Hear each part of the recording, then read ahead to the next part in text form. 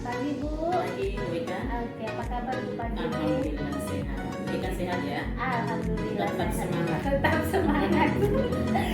Baik Bu, terima kasih buat waktunya Bu ya pagi ini sudah meluangkan waktu untuk saya. Ya Bu, hari ini saya mengundang Ibu ini terkait Bu dengan tugas saya di CGT Bu ini di angkatan 7 ini pada modul 371 saya dapat tugas pada demonstrasi kontekstual pengambilan keputusan nilai-nilai kebajikan sebagai seorang pemimpin. Baik Bu, kita langsung aja ke topik ya Bu ya. Begini Bu, saya yakin dan percaya Ibu kan pasti sebagai seorang pemimpin tuh yang sudah banyak pengalaman real di lapangan juga. Pasti saya yakin Ibu menghadapi kasus-kasus ya Bu ya. Ini bagaimana Ibu ketika menghadapi kasus-kasus di lapangan itu, apakah dia dilema etika atau bukan moral?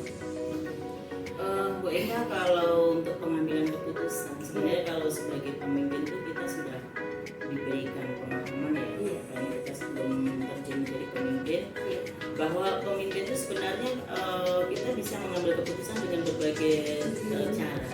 Kita bisa demokratis, kita bisa otoriter.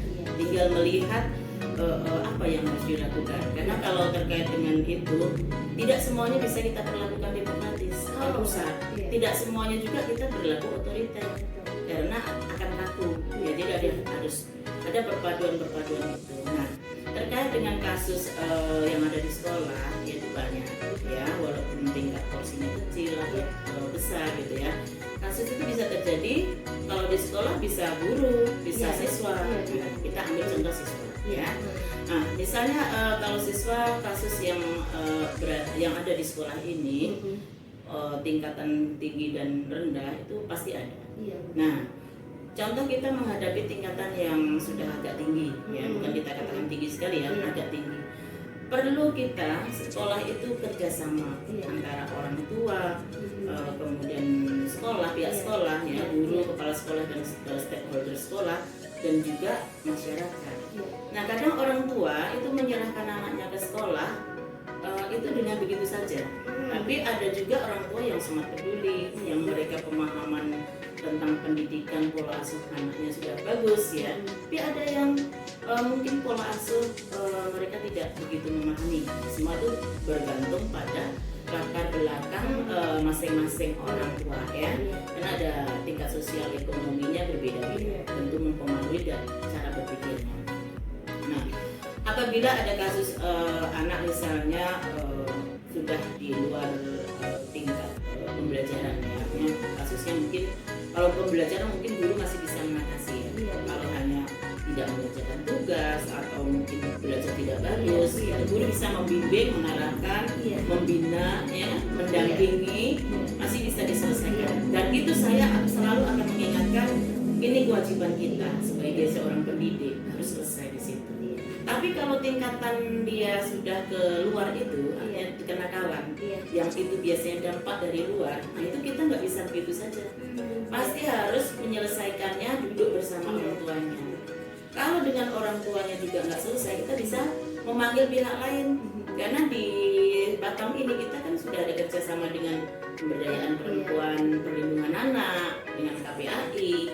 Nah, itu orang-orang yang bisa lembaga-lembaga yang bisa membantu bagaimana agar anak ini nih bisa seutuhnya belajar ya. Kalau kasusnya sudah agak tinggi tadi, memang harus diselesaikan, harus bersinergi gitu. Karena kadang orang tua menyerahkan anaknya ke sekolah itu seakan-akan sudah selesai. Tugas sekolah gitu, nggak bisa begitu. Walaupun tadi saya ceritakan anaknya udah belajar dengan bagus, misalnya pembelajaran udah oke, itu tetap harus komunikasi antara guru dan orang tua, dengan pihak sekolah dan orang tua tetap berkomunikasi. Jadi tidak hanya pada segi negatif, tapi positif juga harus dikomunikasikan. Jadi itu etika bagaimana kita nanti mengambil suatu keputusan kalau memang anak itu tidak bisa dikasih pemahaman, dibantu, orang tuanya tidak peduli, yaitu tadi saya bisa melakukannya dengan demokratis, dengan otoriter, tergantung dari bagaimana kita harus menyikapi itu. Itu berarti Bu tadi artinya pengambilan keputusan itu disesuaikan juga dengan kasus yang berat ringannya dan bila perlu dia melibatkan mungkin pihak yang terkait ya Bu ya. Baik Bu, tadi Ibu ada menyampaikan bahwa pengambilan pengambilan keputusan demokratis dan otoriter ya. Mungkin Ibu bisa menjelaskan sedikit Bu langkah-langkahnya itu gimana? Iya. Kalau di sekolah ini kita sudah ada prosedurnya ya penanganan anak. Misalnya kasus anak ada pada saat guru mapel, guru mata pelajaran. Maka guru mapel harus kerjasama dengan wali kelasnya. Itu prosedurnya ya. Tata kelolanya begitu atau langkah-langkahnya begitu. Jadi guru mapel bekerja sama dengan wali kelas. Nanti wali kelas menyelesaikan, kalau itu ringan pasti selesai. Tapi kalau mungkin agak sedang harus melibatkan guru BK. Nah, jadi BK tidak bisa sendiri, nanti melibatkan lagi ke kesiswaan. Dari itu kasusnya kalau sudah juga tidak selesai, artinya berarti kasusnya sudah agak sedang ke atas ya. Berarti dengan saya nanti pemanggilan orang tuanya, ada surat pemanggilannya di SP1. Nanti kalau sudah kita bertemu orang tua, sudah ada kadang-kadang kalau tingkatannya sudah agak tinggi skorsing dulu berapa hari, 3 hari misalnya. Nanti kalau kita lihat, kita pantau masih juga bermasalah, kita lakukan lagi pemanggilan lagi, begitu seterusnya. Tapi kalau udah tingkat tinggi, nggak bisa lagi sekolah, pihak lain kita libatkan, misalnya pemberdayaan program perlindungan anak kan, kita bisa komunikasi. Nah, dari situlah prosedur-prosedur yang harus kita lalui, tidak begitu saja. Nah, kalau sudah sangat tingkatannya nggak bisa lagi dikelola, kita kembalikan kepada pengasuhan orang tua. Berarti artinya tata kelola proses kasus itu kalau masih tingkat bisa di wali kelas ya Bu ya, meningkat ke berikutnya Bu ya. Oke, baik Bu, ini kira-kira ada nggak Bu penjadwalan atau waktu tertentu yang Ibu berikan dalam pengambilan keputusan itu? Kalau untuk penanganan anak ini tidak ada jadwal khusus, tapi saya bekerja sama dengan guru BK. Saya meminta kepada guru BK bagaimana untuk memetakan tingkat kasus yang ada di sekolah ini, tingkat ringan, tingkat sedang, tingkat tinggi. Itu sudah saya minta di data. Jadi kalau itu bukan jadwal apa ya, tapi kalau ada kasus-kasus itu ya, kalau sudah terjadi kasus baru kita buat kesepakatan waktu. Kan kita nggak kaku ya. Waktu saya bisa, orang tuanya bisa, anaknya kita bisa dudukkan. Kalau kita melibatkan pihak luar ya orang luar itu bisa. Jadi waktu itu bisa diatur fleksibel. Berarti Bu perekaman data kasus itu selain di wali kelas ada, di BP juga ada BK ya. Sehingga nanti data-data yang sudah terekam itu ketika ada peningkatan ke arah yang lebih serius baru Ibu ada data ya. Oke Bu, adakah faktor-faktor yang mempengaruhi ketika Ibu mengambil sebuah keputusan? Kalau untuk faktor yang mempengaruhi ya saya harus kembalikan ke kodratnya ya, bahwa kita penanganan anak-anak ini tidak semudah kita melakukan menjustifikasi apa itu tidak. Karena kalau anak itu kan tumbuh berkembang ya, kemudian dia punya hak, dia punya kodrat alam, kodrat zaman yang sangat berbeda dengan zaman dulu kita. Kadang orang lupa dengan kita dengan anak, itu kan beda zamannya. Zaman medsos sekarang pengaruhnya sangat luar biasa. Zaman dulu kita nggak ada alat komunikasi, itu sangat berbeda. Jadi kalau jangankan anak orang lain, anak kita saja nggak bisa diperlakukan sama. Kan kita harus bisa nyelami anak-anak ini, dan kita harus memberikan ruang, memberikan waktu. Kalau memang dia masih bisa dibentuk, ya artinya anak itu dari 0 sampai 17 tahun itu anak itu kita sebenarnya. Ibarat kalau dulu orang mengatakan itu kertas, kita mau coretkan apakah kertas nanti tetap putih, apa coretan, itu sebenarnya orang tua, sekolah, dan masyarakat itu mempengaruhi. Nah, tapi kalau dengan Ki Hajar beda, sudah seperti ada bayang-bayangnya. Kita itu memperjelas, jelasnya yang baiknya, apa jelasnya yang nggak baiknya. Guru itu kan punya hak atau punya kewajiban untuk memperjelas mereka ke arah yang lebih baik, menuntun. Kan anak harus dituntun, kayak gitu ya. Nah itu orang tua juga lebih harus dari itu sebenarnya. Kalau anak itu diperjelasnya ke arah yang lebih baik oleh orang tuanya, oleh guru dan oleh lingkungan, anak ini akan bisa kita andalkan baik. Cita-cita kita sebagai pendidik di sekolah ini, saya sebagai pimpinan di sekolah ini, cita-citanya itu bisa membentuk mereka ini dari kasus-kasus, dari masalah-masalah, dari hal-hal yang tidak baik, kita tingkatkan menjadi yang baiknya. Yang dulu buram-buramnya nggak baik itu jangan ditonjolkan, ditutup. kikis lama-lama dengan yang baik dia yang programnya yang jeleknya tadi akan tertimbun dan tidak muncul. Itu harapannya di pendidikan ini Bu Eka. Berarti Bu bisa kita katakan bahwa sebagai seorang pendidik kita jangan ketika anak menghadapi sebuah kasus jangan kita langsung menjustify ya, mendiktenya, tapi mari kita berikan ruang kepada dia dan kita harus juga bisa memahami kodrat dia, bagaimana keadaan dia. Jangan kita menyamakan seperti keadaan kita. Jangan. Dan kalau seandainya terjadi kasus pun kita harus penerapan disiplin positif. Jangan langsung dijas itu. Disiplin positif itu digugah dia. Kenapa kamu begini?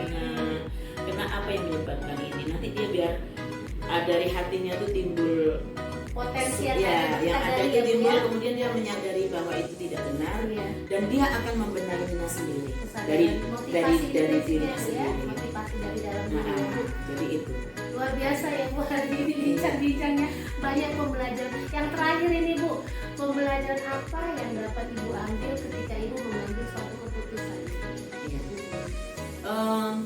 Kita memang harus bijak ya, menyikapi segala hal masalah harus bijak. Kalau kita namanya sebagai pendidik itu memang kita nggak bisa tiba-tiba, oh ini nggak bisa, oh ini harus gini, nggak bisa. Kita selami dulu persoalannya ya. Kalau memang kita harus putuskan itu untuk hal menuju kebaikan, maka kita putuskan untuk yang kebaikan. Kita sebisa mungkin hindarkan hal-hal yang akan merusak dalam arti ini nanti tidak berdampak baik. Jadi hasil dari keputusan kita itu harus memang bijak. Kalau kita putuskan begini, oh ternyata tidak baik, itu akan sangat menjadi menghantui pikiran sebagai pemimpin. Ya artinya ternyata keputusan saya salah, nah itu bahaya. Makanya sebelum kita memutuskan harus mengkaji dulu. Nah ini bisa ini atau ini, oh ini nggak bisa. Maka saya katakan tadi ada suatu ketika kita demokratis, ada suatu ketika otoriter. Demokratis secara sosial, secara pribadi kita kepada yang lain harus demokratis. Tapi kalau tugas itu harus dilakukan, itu harus otoriter, nggak bisa ditawar. Jadi itu harus dilakukan seorang pemimpin sehingga apapun yang diputuskan menjadi keputusan yang bijak, yang baik, yang bisa diterima dan masuk akal. Oke, berarti Bu sebagai seorang pemimpin yang baik sebelum kita mengambil keputusan kita harus mengkaji dulu ya Bu ya mau baik buruknya, dan nanti kita harus yakin bahwa keputusan yang kita ambil itu adalah keputusan yang sudah bijaksana, tidak merugikan orang lain dan tidak menyakiti orang lain ya Bu ya. Oke Bu, terima kasih buat waktunya pagi ini, luar biasa Bu, banyak pembelajaran yang bisa saya ambil dari Ibu. Mudah-mudahan Bu saya juga bisa menerapkan apa yang sudah Ibu sampaikan saya sebagai guru ya Bu ya. Saya yakin dan percaya juga nanti mungkin saya diharapkan juga pada kasus-kasus anak. Tapi dengan perbincangan kita pagi ini saya sudah dapat ilmunya Bu ya. Saya yakin Ibu juga pasti mendukung ya Bu ya. Nah, oke Bu, terima kasih buat waktunya. Tetap semangat. Selalu harus belajar Iya. sepanjang hayat. Karena untuk maju harus belajar. Iya, saya banyak belajar dari Ibu ya. Kasih ya Bu. Ya.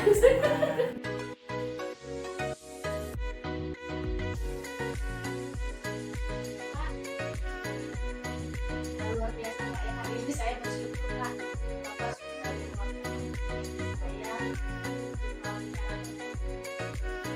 Apa kabar Pak? Pak ya, walaupun dalam keadaan puasa Ramadan tapi tetap harus semangat Pak ya.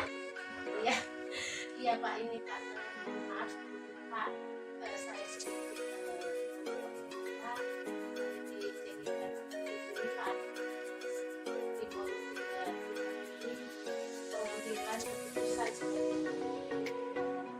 Jadi pada keputusan ini saya itu karena haruskan mau dua satu sekolah. Adalah saya rasa sekolah-sekolah terbaik ya menurut saya, karena kan sekolah bapak kita merupakan sekolah bapak ya. Baik Pak, daripada kita depan saya langsung ke Pak ya. Ini Pak, saya yakin dengan segala pengalaman yang luar biasa pasti ada masalah ya yang hadapi bisa nggak Bapak menjelaskan kira-kira masalah yang terjadi di sekolah ini yang begitu Bapak bisa dalam Baik, terima kasih. Ya,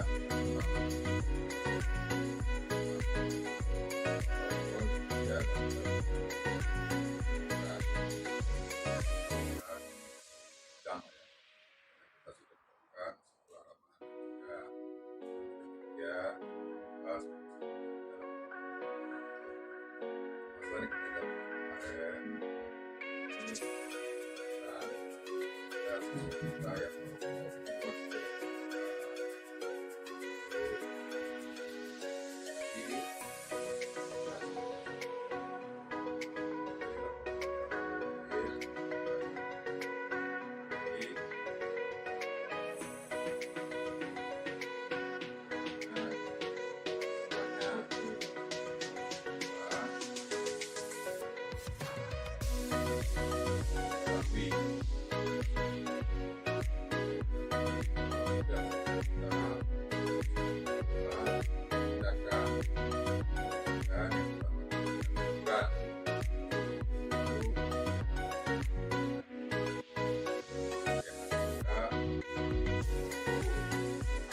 ini baru mengenal rokok ini bukan dari teman lain ya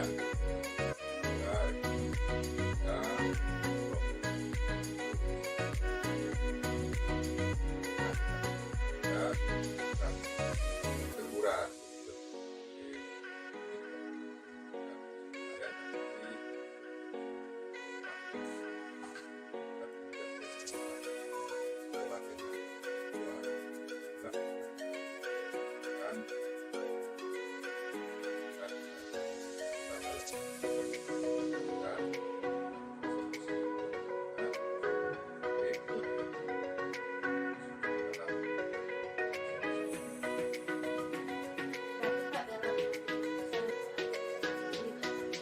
ya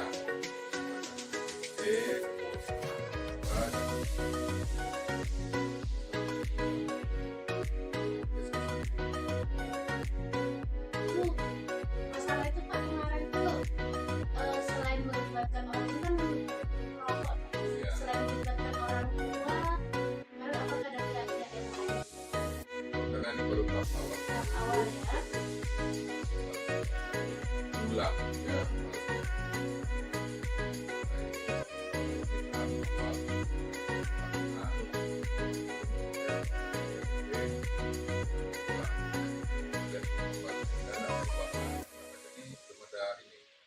kasus lagi gitu.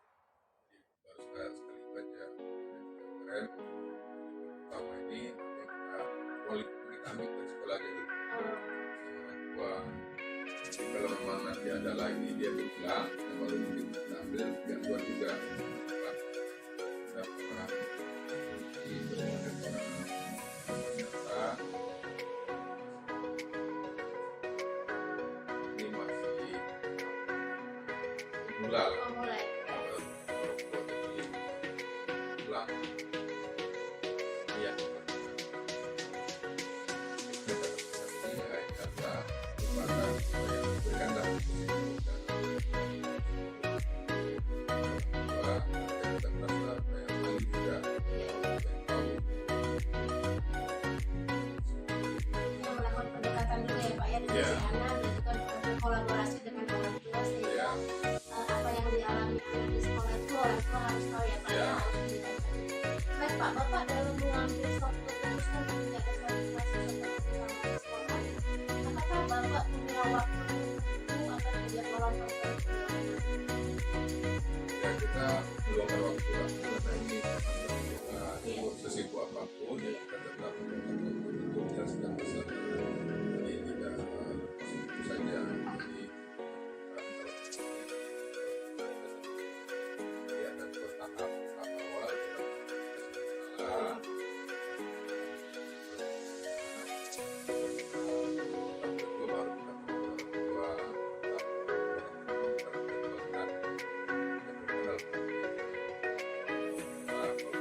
kita kedua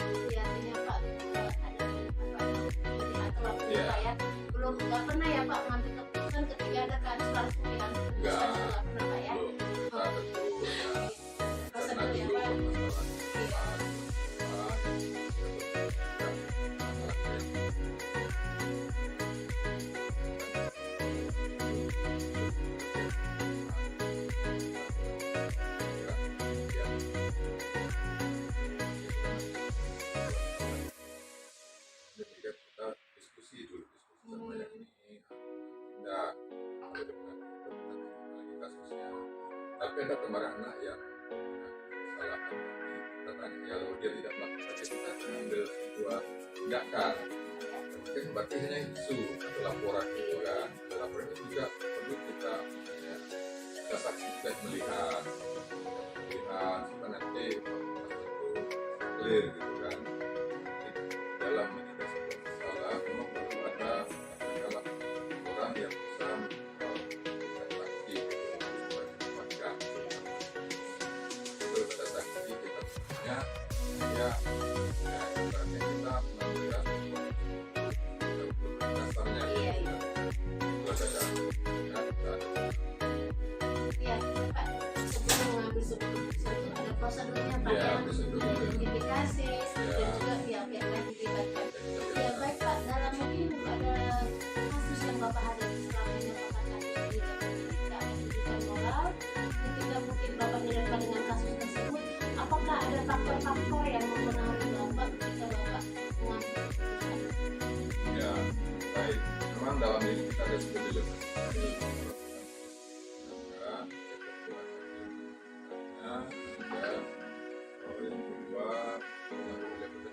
Kebujukan moral, iya. Dilema etika ini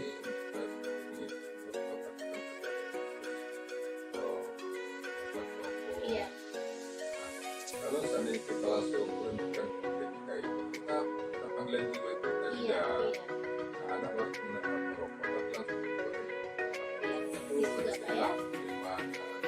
kayak itu kan sisi yang ada kurang tapi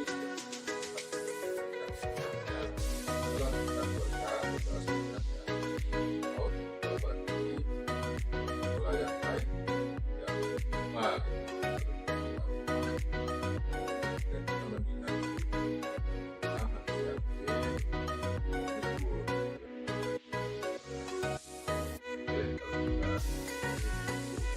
Kebujukan moral.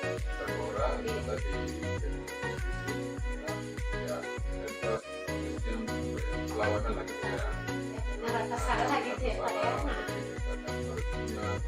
Iya. ini bisa kita tidak gitu kan.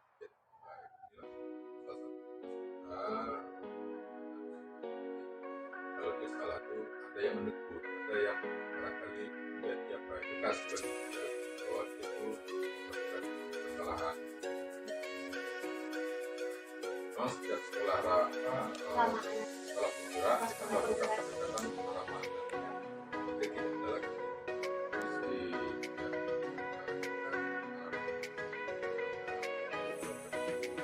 rasa kita ada kita duduk berbareng di sini.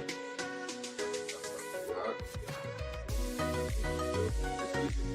ya, Jadi, luar biasa Pak ya kolaborasi dengan orang tua sehingga ketika kita mengambil keputusan tidak ada pihak-pihak yang dirugikan ya, dan tidak ada juga pihak-pihak yang tersakiti, ya betul. tapi kita yakin keputusan yang kita ambil sudah bijak dan dapat dipertanggungjawabkan ya Pak ya. Baik Pak, ini mungkin pertanyaan terakhir nih Pak ya. Dari semua yang telah Bapak sampaikan, mungkin ada pesan yang bisa Bapak sampaikan mungkin kepada kita semua Bapak. Baik, ya, terima kasih. Jadi yang benar ini ya, Iya. Iya.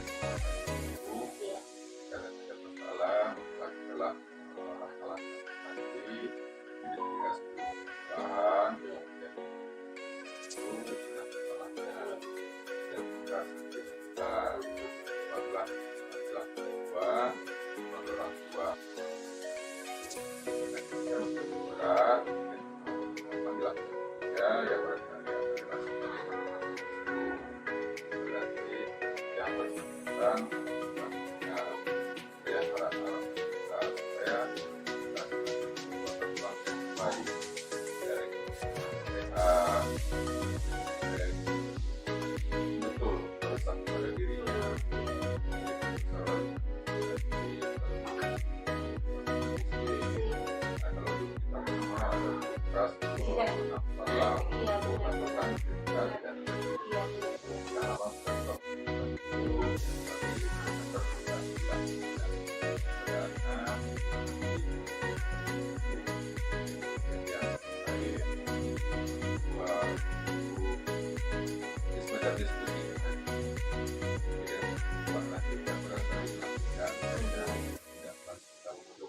lah gitu kan. Kemanusiaan ya Pak ya. Manusia itu kan gak boleh Iya hilang. benar ya. Tergantung kita dulu apa masalahnya, awalnya dari mana dia diajak orang, dia Iya. teman, berarti kan dia tidak lahir dari dia sendiri, Iya. kan ada pengaruh dari lingkungan itu kan.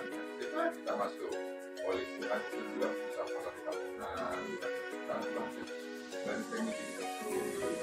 Kalau kamu mudah tertutup rayuan, kan kalau kamu bisa berpikir kamu bisa pola yang bagus, dan Iya. kalau kamu mudah terayu dengan bukan teman, enggak hanya yang berapa dari pemahaman, di akhir kita menjadi kesimpulan, pemahaman salah satu pengakuan yang paling kan, Baik Pak ya. ya ada itu sudah merasa dihargai juga, kan? Kalau kita bisa mana itu anak-anak bandel, semuanya bandel dan dulu tentu kedatannya di bandel. Namanya dalam langkah itu pasti ada yang kira dan yang begitu juga kalau ada di paman. Karena yang sudah terlibat di pagi hari dan juga kita dapat tolongan, dapat penanganan dalam arti kurang perhatian dari rumah. Perlunya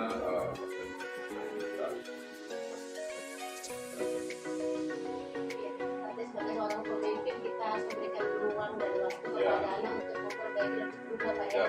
Oke Pak, ini luar biasa sekali perbincangan dengan Bapak, begitu banyak pembelajaran dan informasi-informasi baru yang saya dapatkan Pak. Mudah-mudahan Pak ya sharing kita hari ini bisa saya terapkan Pak di sekolah saya nanti di kepada anak-anak saya, karena saya dengan percaya sebagai seorang guru kita pasti setiap hari mungkin menghadapi kasus yang berbeda ya Pak ya. Jadi bagaimana kita dilatih, diingatkan untuk mengambil keputusan yang bijaksana ya Pak, sesuai dengan nilai yang sudah dibagikan. Baik Pak, terima kasih buat waktunya. Mudah-mudahan semakin sukses ya Pak ya sebagai kepala sekolah penggerak, sekolah terbaik ya Pak ya. Luar biasa Pak ya. Mudah-mudahan nanti ada waktu lagi Bapak bersedia Pak ya. Oke Pak, terima kasih Pak buat waktunya. Aja Pak ya.